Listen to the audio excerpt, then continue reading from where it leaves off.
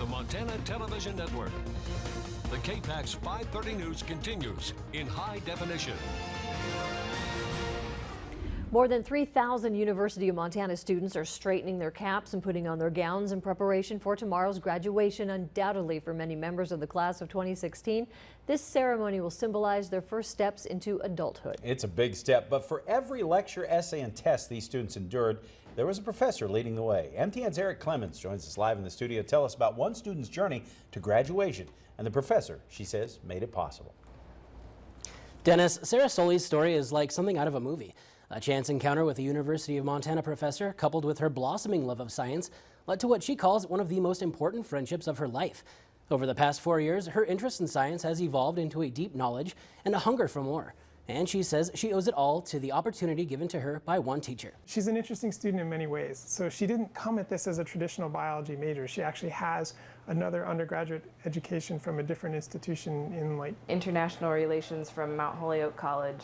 When I came to Montana, I began working at Cafe Dolce, and Doug has been coming there for a number of years. And so that's where I first ran into Sarah, and we talked a bunch about her interest in biology. It's kind of his safe haven for a workspace. It's my office away from my office. I hide there and work all the time. And when I got involved here, I recognized him on the faculty profiles, and I kind of just upfront asked him, do you have any space for me? And he was really generous and kind about bringing me in as kind of a naive scientist, and he took me under his wing. And where I started, I was reading limb patterning pathway papers right when I got here and didn't understand a word of them. She hadn't had any developmental biology, she hadn't had any evolutionary biology, any animal behavior. She didn't know any of the things that were relevant to what we were doing, but she learned with blinding speed. Very quickly it became clear that she wanted to do much more intense research, and so we were able to send her to Japan. That's where my degree in international relations came in handy, perhaps. She spent last summer working side by side with one of the doctoral students in my lab. And we were measuring the hind leg weapons in Sagra femerata,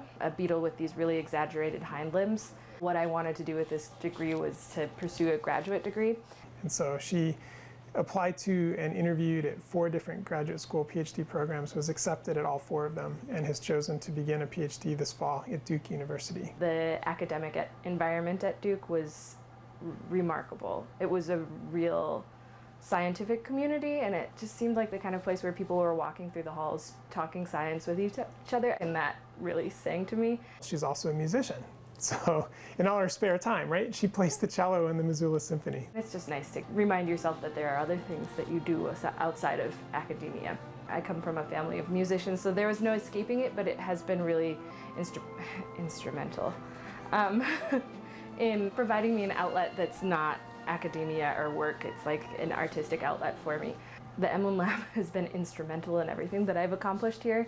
For me, it really solidified the fact that this is what I wanted to do with the rest of my life. Now, Sarah says her favorite aspect of biology is studying iridescence and color in animals. Dennis? Thanks, Eric. Sarah will begin her doctoral work at Duke University coming up in late August. Nice story of accomplishment there.